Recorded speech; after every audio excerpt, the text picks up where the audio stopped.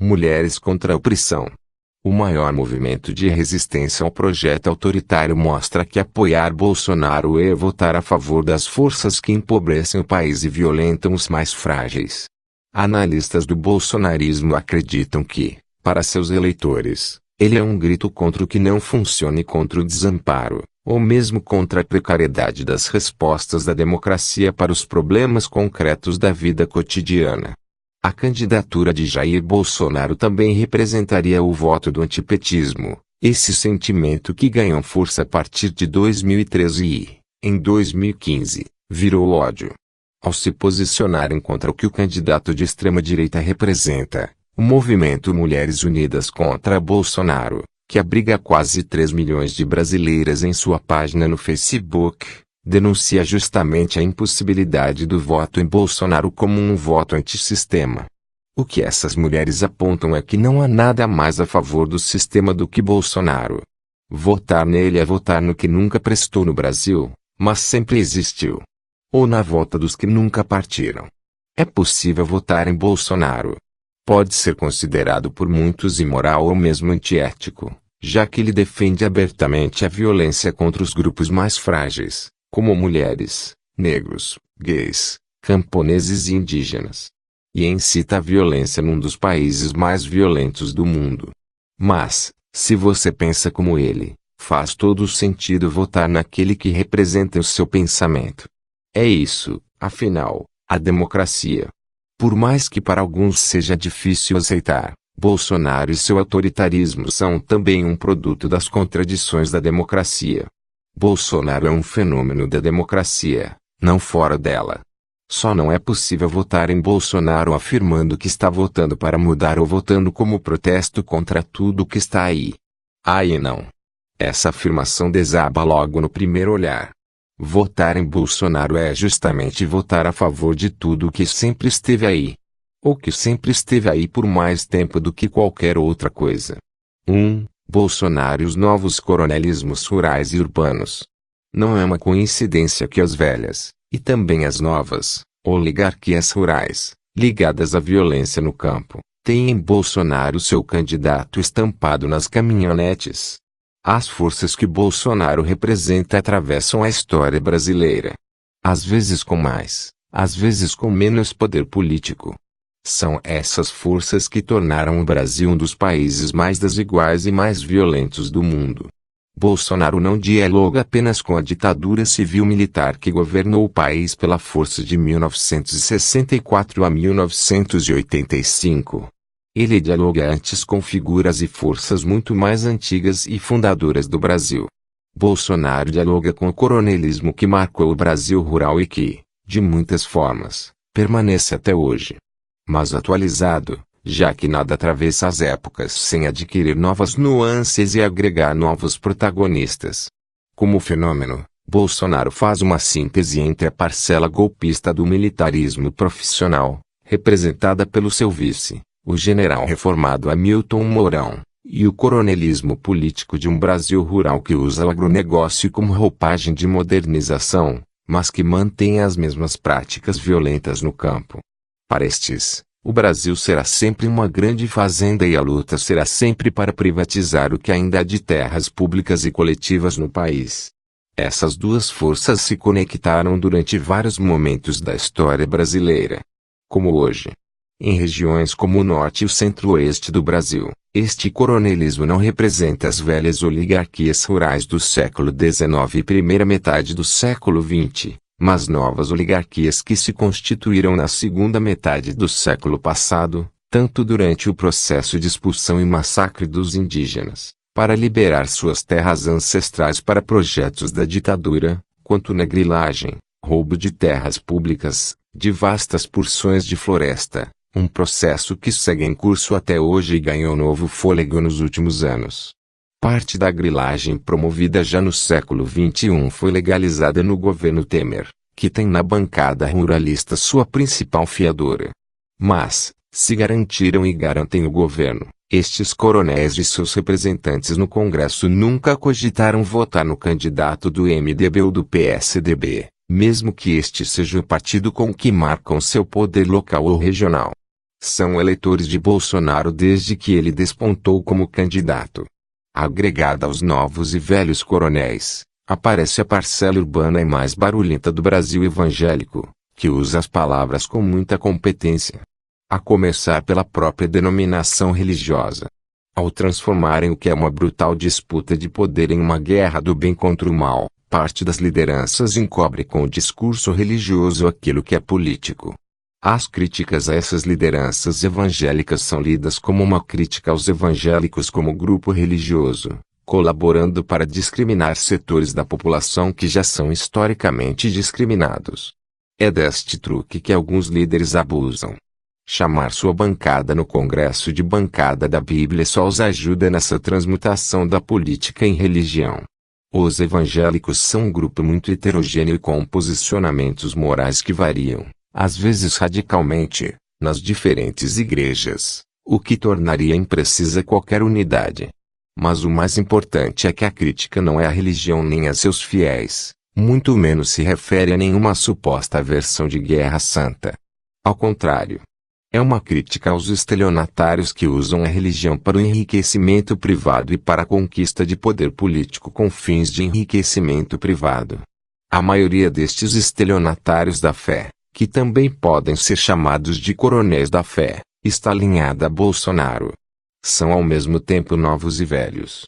A novidade de suas origens e de sua linguagem não é capaz de encobrir que atuam para manter o Brasil exatamente como está, porque é neste contexto que conseguiram enriquecer e conquistar poder. Dependem da miséria, do desamparo e do medo para manter a clientela. Sua disputa é para continuar multiplicando riqueza privada, assim como garantir as benesses públicas que isentam suas igrejas de pagar impostos. A religião é só o meio. O lucro privado é o fim. A estratégia de encobrir a disputa de poder com os temas morais mostrou-se tão eficaz que milícias da internet, como o MBL, eminentemente urbanas, adotaram a partir de 2017 para ampliar seu número de seguidores destruindo artistas e manifestações artísticas. É interessante observar como o que há de mais atrasado no Brasil se juntou a fenômenos recentes para produzir aquele que tem sido chamado na internet de coisa. A nomeação, típica das redes sociais, aponta para dois objetivos. O primeiro é o de não popularizar ainda mais o candidato, o que pode garantir os votos daqueles que, quando chegam às urnas, votam no nome que lembram. O segundo, de que tudo aquilo que ele representa, em seu autoritarismo, seria inominável, ou não nomeável. No coiso cabem muitas coisas. Bolsonaro seria uma espécie de Voldemort, o vilão da série Harry Potter, a quem os bruxos preferem se referir como vocês sabem quem, para que a invocação do nome não o materialize como realidade física.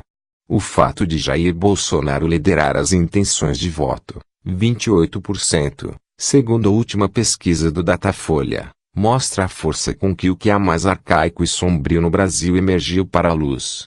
E encarnou numa figura que é muito menos um capitão reformado do exército e muito mais um político profissional. Não um político profissional que disputa a construção de um país, mas um que trabalha para a própria permanência na folha de pagamento do Congresso. Em 26 anos como parlamentar, segundo o levantamento do jornal O Estado de São Paulo, Bolsonaro conseguiu aprovar apenas 2 projetos de sua autoria. 13 anos de salário, benefícios, verba de gabinete etc. para cada projeto. Ao ser perguntado sobre sua baixa produtividade, o candidato respondeu: "Tão importante quanto você fazer um gol é não tomar um gol." Estes são os fatos, caso os fatos valessem na construção mental dos eleitores. O desempenho que derrubaria qualquer funcionário, em qualquer empresa do mundo, o premiou como funcionário do povo. Tanto que Bolsonaro se tornou líder nas pesquisas para a presidência da República. Na composição dos seus eleitores, ele lidera entre os mais ricos e os mais escolarizados, justamente aqueles que se supunha terem mais acesso à informação de qualidade, caso isso importasse na tomada de decisões. Na época da autoverdade, porém, os fatos nada valem. Há vários adjetivos que poderiam ser usados para definir o comportamento do eleitor de Bolsonaro. Ilegítimo não é um deles. Se você acredita que o político ideal é aquele que aprovou 2 projetos em 26 anos de serviço público e se sente representado pelo desempenho de Bolsonaro, faz todo sentido votar nele. Por uma questão de coerência, inclusive, este deveria se tornar o critério de produtividade para que os empresários que são também eleitores de Bolsonaro passem a selecionar seus funcionários e estabelecer planos de carreira. 2. Como as elites descobriram que as ruas não são seu peixe. O fenômeno chamado coisa também expõe à luz a monumental arrogância de uma parte da elite política e econômica do Brasil, assim como a arrogância de uma parcela do judiciário. Essas elites compartilhavam da ilusão de controlar as ruas e também os processos políticos. Descobriram que ver o Brasil do alto não é o suficiente para compreender os Brasis. Começam a perceber que, quando achavam que usavam, estavam de fato sendo usadas. Bolsonaro não revela apenas a si mesmo, mas muito além de si mesmo. Não é acontecimento isolado, mas trama. O PT descobriu em 2013 que já não era o partido das ruas de uma forma bastante dolorosa. Naquele momento, a arrogância do partido era tanta que achava que as ruas seriam dele para sempre. Tanto que nem precisava mais andar por elas. Em 2013, o PT descobriu que estava sendo expulso das ruas. Em 2015, bonecos infláveis de Lula e de Dilma como presidiários invadiram também os céus. O antipetismo virava ódio. Mas o exemplo mais evidente ainda é o do PSDB, cujo drama se desenrola neste momento. Quando Aécio Neves, PSDB, perdeu a eleição de 2014 para Dilma Rousseff, PT, ele e seu partido cometeram o ato, ao mesmo tempo oportunista e irresponsável, de questionar o processo eleitoral sem nada que justificasse a suspeição do pleito. O Brasil, com as urnas eletrônicas, tem um dos mais confiáveis sistemas de votação do mundo. Aceitar a derrota faz parte das regras fundamentais da democracia. Aécio, o corrupto, iniciava ali uma crise e abria um precedente perigoso. Mais tarde, uma gravação revelaria Aécio dizendo que pediu a auditoria dos resultados eleitorais só para encher o saco. Aécio deve entrar para a história não só pelo seu envolvimento com a corrupção, mas por esse ato de uma irresponsabilidade criminosa. O tucano deve ser marcado como um dos políticos que mais colaborou para a corrosão da democracia neste início de século. De dentro do hospital, onde se recupera de um ataque à faca, Bolsonaro gravou um vídeo questionando as urnas eletrônicas e sinalizando que pode não aceitar o resultado da eleição em caso de derrota. Seu vice, Hamilton Mourão, já havia dado uma entrevista à Globo News afirmando a possibilidade de um autogolpe do presidente eleito, com o apoio das Forças Armadas. É irresponsável e grave demais que um político anuncie que participa do jogo, mas que só aceitará o resultado em caso de vitória. Qualquer criança jogando uma pelada de futebol num campinho de várzea sabe que não é possível só aceitar as regras do jogo quando se ganha. O PSDB teve um papel importante no impeachment sem base legal de Dilma Rousseff e participou do governo corrupto de Michel Temer, MDB. Quando aderiram aos movimentos das ruas a favor do impeachment contra o PT, vestidos com a camiseta da seleção brasileira, políticos tucanos também se iludiram que a rua era deles. Não era nada disso. Recentemente, um dos caciques do partido, Tasso Gereissati, afirmou que entrar no governo Temer foi o grande erro do PSDB. Fomos engolidos pela tentação do poder, admitiu. Tarde demais. Quem acha que controla as ruas não estudou nem a história nem a psicologia humana. Com telhado de vidro fino, tanto a Aécio quanto o PSDB são hoje menores do que nunca, em todos os sentidos. Pior do que não ter ressonância é ter perdido o respeito. O PSDB que surgiu com a volta da democracia não existe mais. O que existe agora é outra coisa que nem seus caciques sabem mais que formato tem. Não deixa de ser irônico o destino de Michel Temer. Quase trágico. Temer, o vice-traidor, reconhecida raposa política, acreditava que poderia fazer tudo o que fez e ainda ser visto como um estadista. Logo depois do impeachment, era bem claro que Temer e seus apoiadores, no Congresso, No mercado e em setores da imprensa, acreditavam que estava tudo dominado e era só voltar ao que sempre foi. Temer está terminando o mandato como presidente mais impopular da história, ou mais impopular desde que há institutos de pesquisa para aferir a opinião da população.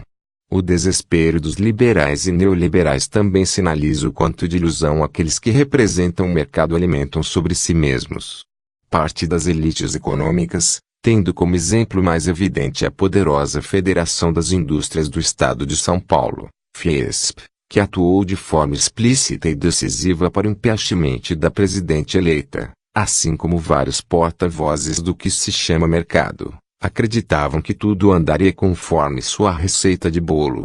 Botariam no Planalto alguém da sua confiança e pronto, fariam uma ponte para o futuro que manteria os privilégios do passado. Acreditavam que o povo nas ruas não passava de marionete, que o povo nas ruas era o verdadeiro pato da Fiesp. De repente, Jair Bolsonaro, que deveria ser apenas um parceiro bufão na derrubada do governo do PT, alcançou o primeiro lugar nas pesquisas eleitorais para a presidência. Junto com ele, está Paulo Guedes, um economista ultraliberal que é radical demais até mesmo para os liberais. Quando fala, apavora. Dias atrás lançou uma espécie de nova CPMF. Teve que sair se desmentindo e cancelando compromissos para não dizer mais bobagens sinceras, mas altamente impopulares. Não fosse a situação do Brasil ser tão trágica, seria delicioso ver uma revista liberal como a britânica The Economist, que já decolou e aterrissou Cristo Redentor nos tempos de Dilma Rousseff, lançar Jair Bolsonaro como a mais recente ameaça da América Latina na capa da semana passada. A revista favorita do mercado manifestou-se de forma inequívoca contra o ultraliberalismo de Paulo Guedes, o golpismo de Hamilton Mourão e o autoritarismo de Jair Bolsonaro. Foi chamada nas redes sociais de T-comunist. Sim, no Brasil o realismo mágico é só realismo. Certamente não era este o roteiro imaginado por aqueles que desrespeitaram o voto dos brasileiros. Também não era este o script que a parcela da grande imprensa que atuou decisivamente para o impeachment sonhava para esse momento. A Globo descobriu logo cedo, ao fracassar em derrubar Michel Temer após as denúncias de corrupção, que seu imenso poder tinha limites. Jair Bolsonaro, aliás, não se cansa de lembrar ao vivo, nos estúdios da emissora, o quanto a Globo apoiou a ditadura civil-militar que ele enaltece com tanto entusiasmo. O atual cenário dificilmente deve ser o roteiro esperado também por servidores do Judiciário e do Ministério Público que decidiram personalizar a justiça, se esqueceram que são funcionários públicos e acreditaram que eram heróis. Quem venceu e segue vencendo é esse poder que atravessa governos e que hoje é representado pela bancada ruralista, grande parte dela conectada à escalada de violência no campo e na floresta contra camponeses e indígenas, que vem se acirrando desde 2015. Ao redor da bancada ruralista gravitam a bancada dos defensores de armas, que lucram com a violência, e a dos estelionatários da fé, que manipulam os temas morais para conquistar poder e privilégios. É este o mundo de Bolsonaro, que por isso tem assustado não só a esquerda, mas também a direita chique e os liberais genuínos, estes que têm na The Economist o seu oráculo.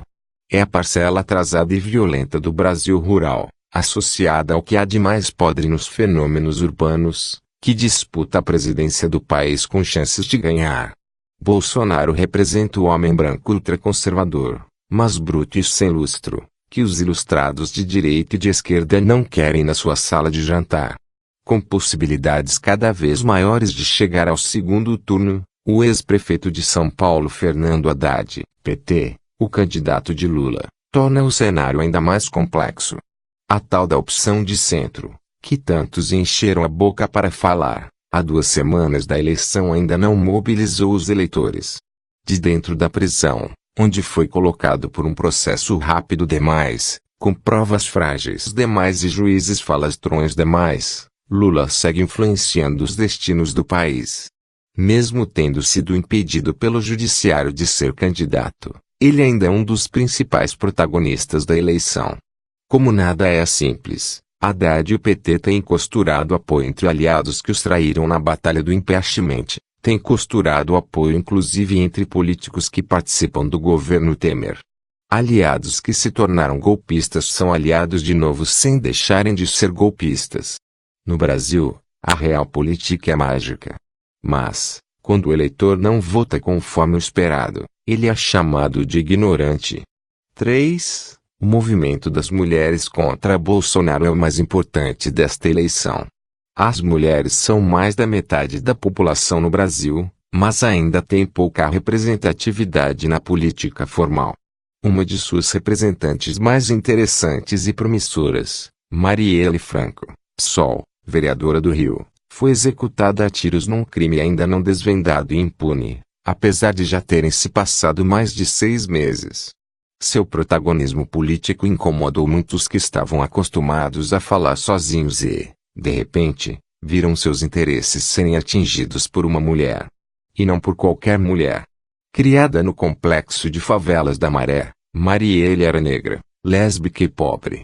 Ao longo da história do Brasil, ela representa os grupos mais frágeis e mais violentados que, graças a muita luta, começam a ter poder político.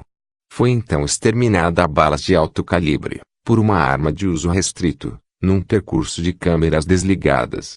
Com o gesto iniciado na internet programado para ganhar as ruas, as mulheres tornaram-se protagonistas desta campanha eleitoral tão complexa e delicada. O movimento autônomo começou por mulheres na Bahia, ao largo das lideranças do Centro-Sul e dos grupos feministas mais conhecidos do Brasil. Do debate no Facebook passou a inspirar as manifestações contra Bolsonaro marcadas para o próximo sábado em várias cidades do Brasil e do mundo. Nos atos de 29 de setembro, elas esperam também o apoio dos homens que amam as mulheres. A proposta dessas mulheres é fazer atos suprapartidários contra Jair Bolsonaro e tudo o que ele representa. Bolsonaro é um homem que, por suas declarações, já provou que odeia as mulheres, tanto quanto o seu vice, o general reformado Hamilton Mourão. Bolsonaro é um tipo clássico, especialmente em países que viveram suas versões de faroeste. O homem branco, que se sente superior apenas por ter nascido branco, heterossexual, mas do tipo que precisa o tempo todo apregoar sua heterossexualidade, como se silenciar sobre ela pudesse de alguma forma ameaçá-la, que se sente mais potente com uma arma de fogo na mão e, quando não a tem, simula com as mãos a expressão fálica, como uma afirmação de masculinidade que precisa ser constantemente reiterada para não ser posta em dúvida. Quando qualquer um destes ingredientes que, na sua crença, fazem dele um homem, é de alguma forma questionado, sente-se ameaçado e reage com violência. Um psicólogo de almanaque possivelmente diria que Bolsonaro é inseguro. No hospital, fazendo o gesto de atirar com as mãos, parecia um garotinho querendo a aprovação da plateia numa apresentação da pré-escola. Mas deve ser mais complexo do que isso. Para manter o privilégio de se sentir superior num mundo em que já não basta ser branco e ter uma arma para se manter no topo da cadeia alimentar, Bolsonaro desrespeita as minorias, raciais e de gênero, justamente as parcelas mais frágeis da população, e estimula a violência contra elas. Neste momento, encarna um outro tipo clássico, o fortão covarde da escola. Faz isso afirmando que está defendendo os valores tradicionais.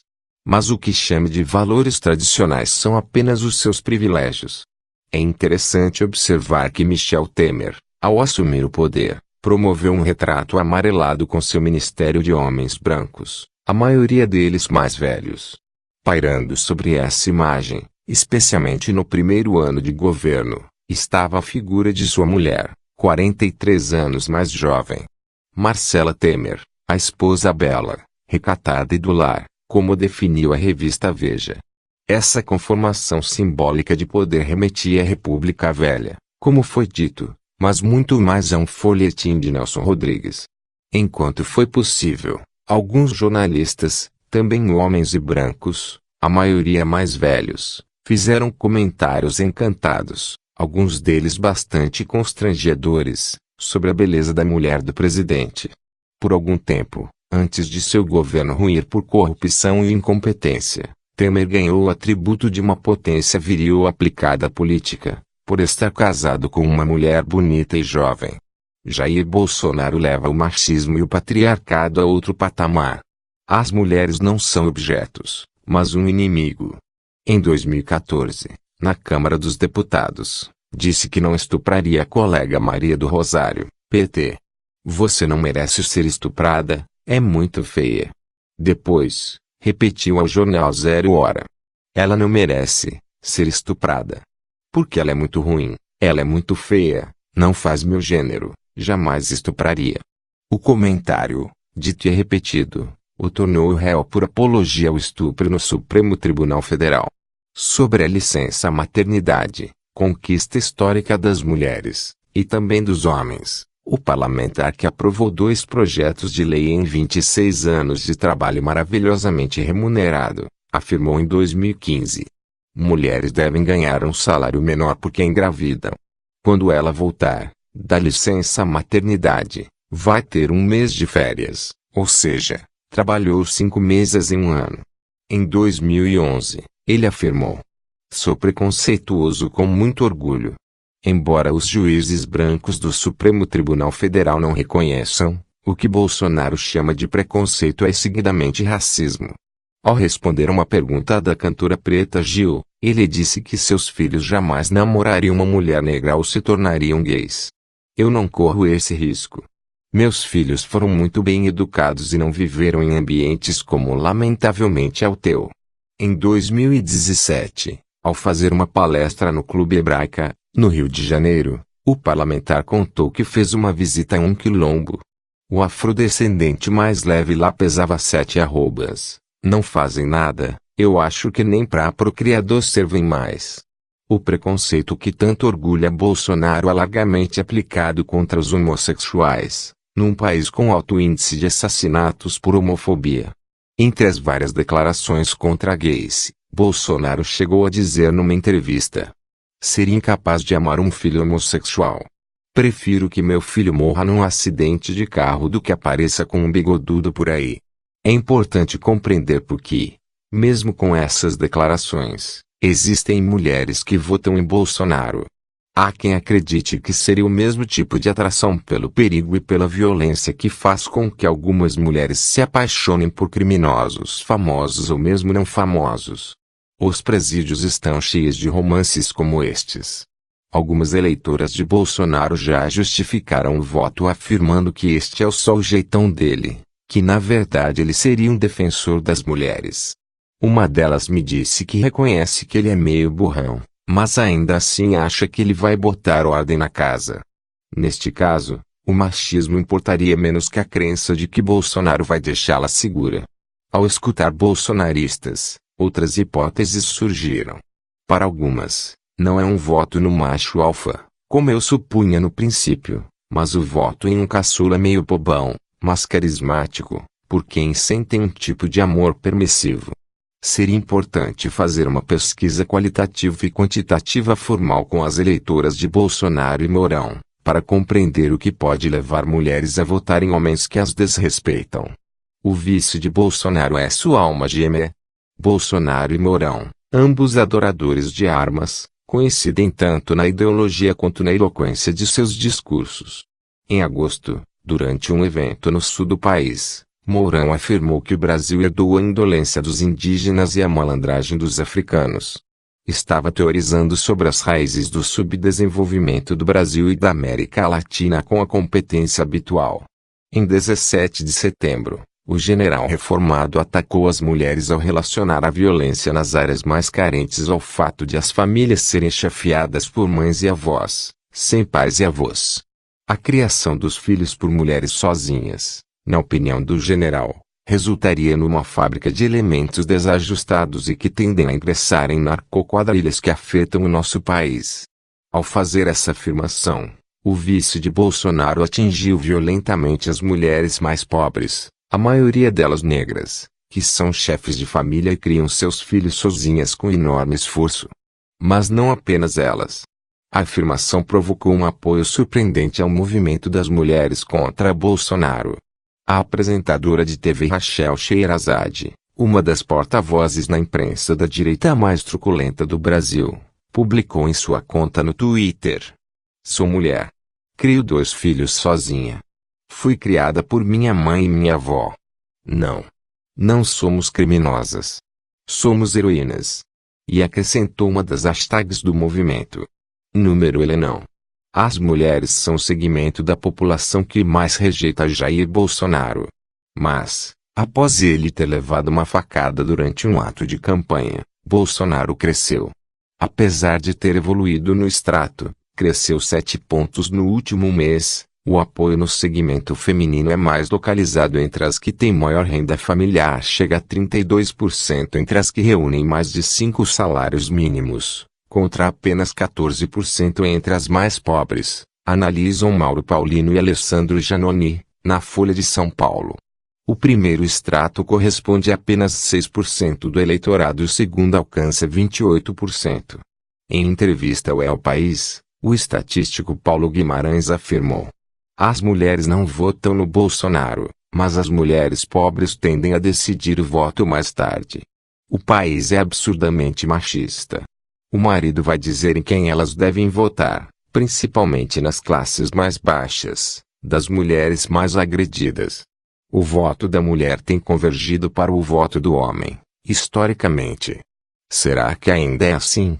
Minha hipótese é que o crescimento do protagonismo das mulheres também na esfera doméstica, em parte possibilitados pelo Bolsa Família e pelo aumento real do salário mínimo, que beneficiou o grande contingente de empregadas domésticas do país, tenha mudado essas relações de poder.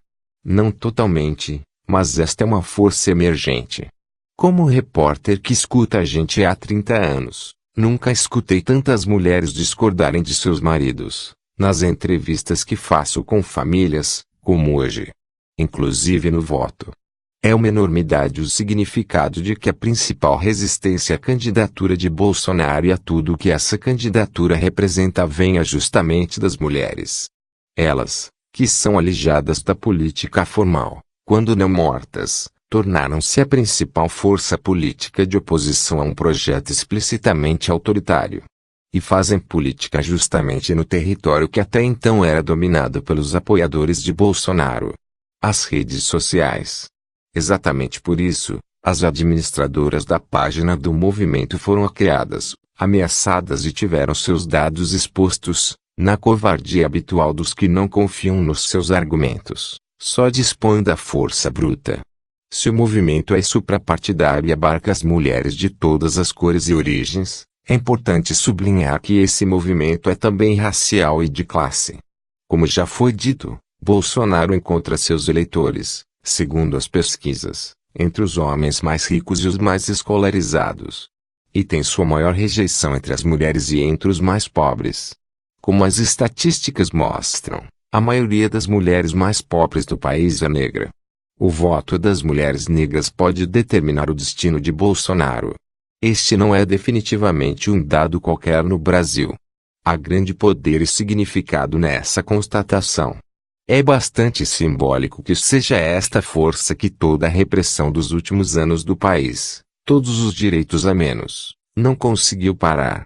As mulheres que foram para a universidade pela primeira vez, as mulheres que passaram a ganhar um pouco mais, as mulheres que pela primeira vez tiveram direitos trabalhistas igualitários, como as domésticas. Talvez não seja coincidência que a criadora da página Mulheres Unidas contra Bolsonaro, que por conta das ameaças hoje é citada apenas pelas iniciais, seja negra. O movimento das Mulheres Unidas contra Bolsonaro é o mais importante acontecimento desta eleição. Caminhar junto com elas no próximo sábado, 29 de setembro, é escolher dizer juntos, mulheres e homens, em uníssono, não apesar de todas as diferenças, mas com todas as diferenças, que escolhemos a liberdade contra a opressão. Que escolhemos o respeito contra o preconceito. Que escolhemos a igualdade contra o racismo. Que escolhemos a diversidade dos muitos contra a hegemonia do um. Que escolhemos a paz contra a violência. Se depender das Mulheres Unidas contra Bolsonaro, o ódio não governará o Brasil. Eliane Brum é escritora, repórter e documentarista. autora dos livros de não ficção Coluna Prestes o Avesso da Lenda, A Vida que Ninguém Vê, O Olho da Rua, A Menina Quebrada, Meus Desacontecimentos, e do romance Uma Duas. Site: desacontecimentos.com